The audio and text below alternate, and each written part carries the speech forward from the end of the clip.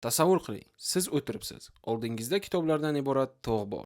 Har ikkinchi jumlani marker bilan chizib qo'yapsiz. Chunki hammasi muhim va ichingizda o'zingizni kelajakdagi Nobel laureati deb tasavvur qilyapsiz. 3 soatlik o'qishdan keyin esa afsuski, miyangizda qolgan ma'lumot miqdori 0 ga teng. Tabriklayman. Siz shunday samaradorlikka ega bo'lgan talabalarning 90% qatoriga kirdingiz.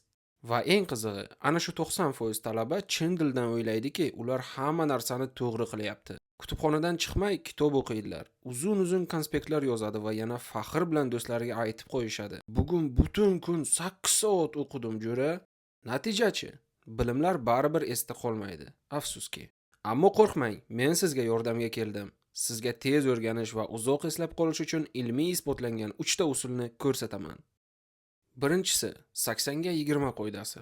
Ta'lim olamidagi eng shafqatsiz haqiqat. Siz yodlayotgan narsalarning 80% imtihonda umuman kerak bo'lmaydi. Amir Temurning Loy jangidagi ko'ylagi qaysi rangda edi deb eslab o'tirgan bir paytingiz, imtihonda sizdan u qachon tug'ilganligi haqida savol tushadi. Bu Pareto qoidasi deb ataladi va hamma joyda ishlaydi. Harakatingizning 20% natijaning 80%ni beradi. Qolgan 80% esa sizni men harakat qilyapman degan xayolda qoldiradi va har narsani eslab qolish uchun kitobingizni kamalak rangga bo'yab tashlaysiz.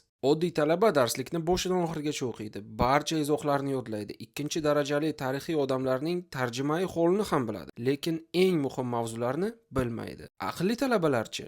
Ular o'qituvchiga boradi va imtihonda nimalar tushadi domla deb so'raydi va faqat shuni o'rganishadi. Shafqatsizmi? Balki. Effektivmi? Mutlaqo. Keraksiz ma'lumot kolleksioneri bo'lmang. O'z 20%ingizni toping va aynan shunda ekspert bo'ling. 2. Miyangizni poyga mashinasiga aylantiruvchi taymer. Mana psixologik paradoks. O'qishga butun kuningiz bo'lsa, kechgacha befoyda o'tirib burun kavlab chiqasiz. Taymer 30 daqiqaga qo'yilsa esa, birdan ilmiy Shumacherga aylanib, shiddat bilan o'qiy boshlaysiz. Nega?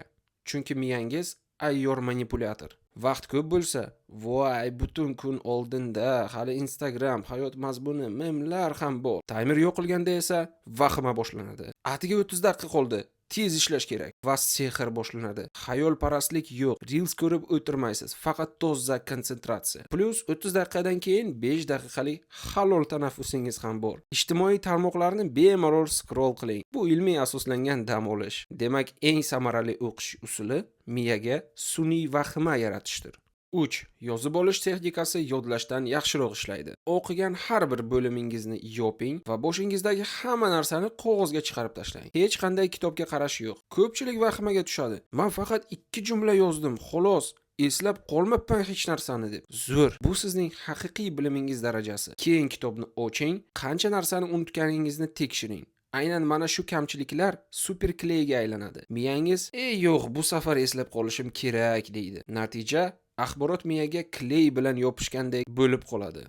Qisqacha aytganda, birinchi qoida Pareto qoidasi. Imtihonda eng ko'p uchraydigan 20% bilimga fokus qiling. Ikkinchi qoida taymer bilan 30 daqiqalik sprintlar, 30 minut ish plus 5 minut tanaffus. Uchinchi qoida yozib olish texnikasi. O'qiganingizni birdaniga qog'ozga yozib, eslab qoling. Sog' bo'linglar, kanalga obuna bo'lish esingizdan chiqmasin.